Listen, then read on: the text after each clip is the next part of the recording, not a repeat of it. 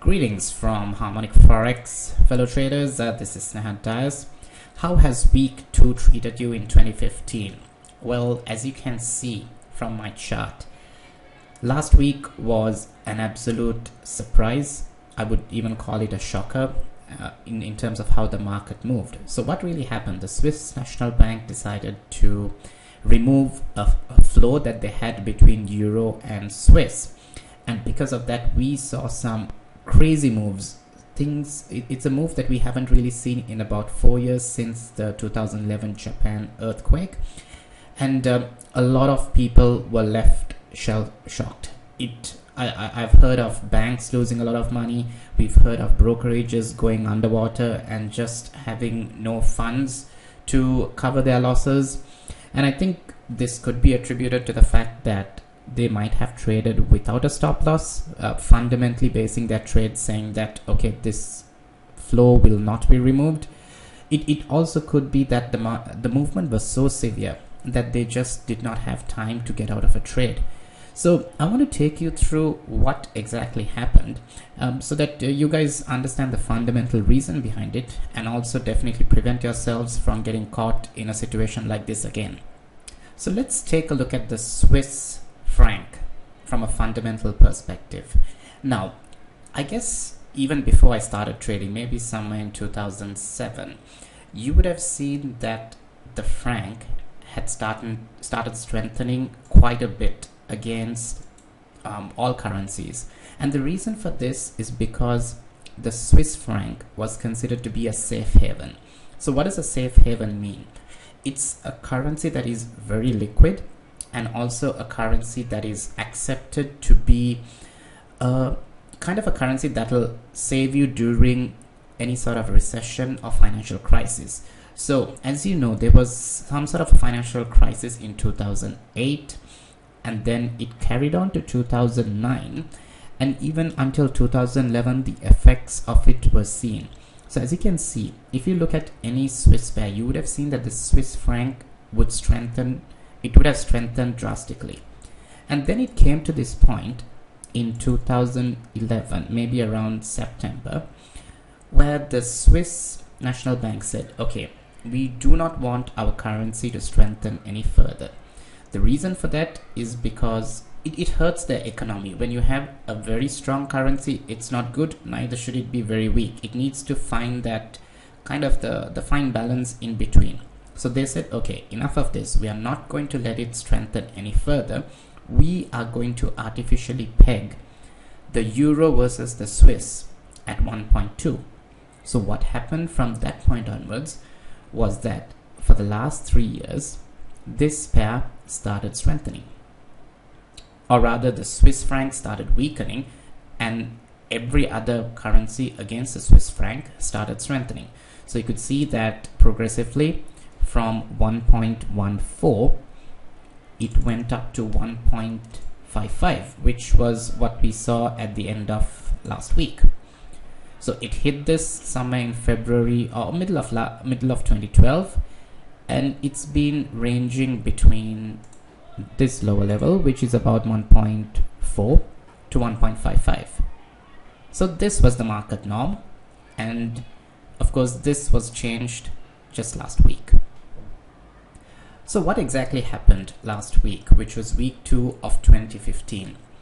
Well, on Thursday at around 5:30 Singapore time, what the Swiss National Bank decided was that they are going to take off the flow between Euro and Swiss. So in effect, what they are saying is that they are going to let the Swiss franc strengthen. And this was unbelievable. What we saw next was that within 1 day, this pair moved, I believe it was 4,000 pips. I believe it moved lower than this. Let me just try and find this. Okay, my other platform showed, but let's take it as around 3,000 pips in a day. And this is the same amount of pips that it moved up within about 1 year. Okay, so unbelievable move. And what does it mean for us as traders? So I guess quite a few people learned a couple of lessons here. There were some people who were just thinking from a fundamental perspective, saying that there is a ceiling. The Swiss National Bank has artificially inflated or deflated the value of the Swiss franc, and because of that it's going to keep going up. So maybe people bought over here and said, okay, I don't need to put a stop loss because it's never going to come down below. But guys, these policies can change, and when they change, they can shock everyone, and people are still reeling from the aftermath of what happened. So for us, what did we do?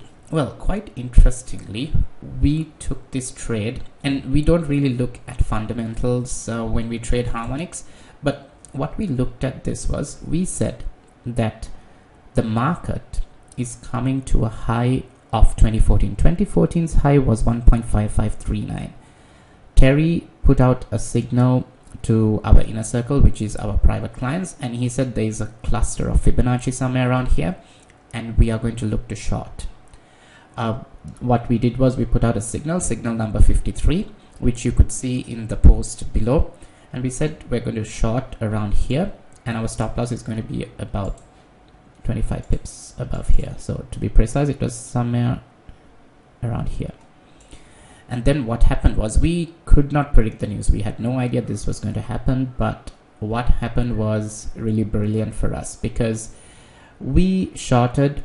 In fact, we did not even put a target. So rightfully, we should be up about 3,000 pips. But unfortunately, our broker kind of took us out somewhere around here.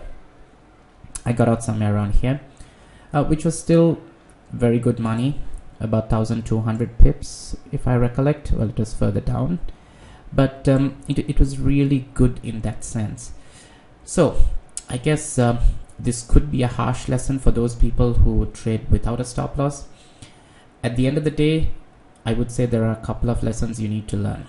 The first one is, no matter what happens from a fundamental perspective, you need to understand that fundamentals can change, and when there is a drastic change, it can hit you very hard. So always trade with a stop loss. And I guess the other thing is that when you see a signal, and if you guys trade harmonics, you've got to take it, and you've got to give yourself a fighting chance that a trade will work out your way. So our first couple of trades, the first trade of the year, we had to cancel it because we felt it was going against it. The second trade was a losing trade, but this trade, it made for me, it made me about 50%, and I generally risk only 2% of my account. So I'm up about 48%, and it's only 3 weeks old. This year is only 3 weeks old. So it's a good start, but of course it doesn't mean that I'm going to risk more for my next couple of trades. It's going to be business as usual. We got to forget about whatever happened last week. So good or bad, I really hope you guys just get back to your normal trading style. And yeah, let's hope that we won't see another shocker like this. So our bias towards the Swiss is that we are looking to buy Swiss whenever we get a chance. The volatility is insane at the moment. You could see the daily average is 1050. 1050 is, it's crazy. So if you are trying to even look for a pattern here, you're going to have a big stop loss. I'm just going to wait for things to calm down when it comes to the Swiss franc, but we can look to trade other pairs. There are plenty of other pairs. So let's take it easy. Don't try to catch this right down, because one thing is, we notice the spreads are very, very wide at this point of time on every platform that we can see. So it doesn't quite make sense trading, because spreads are your business cost. So business cost has to be low. And so with that, let me wrap this up. There are a couple of good trading ideas below this video, so take a look at it. And we look forward to bringing you more good information as and when the market moves. So all the best for week 3. Trade well and trade safe. Bye bye.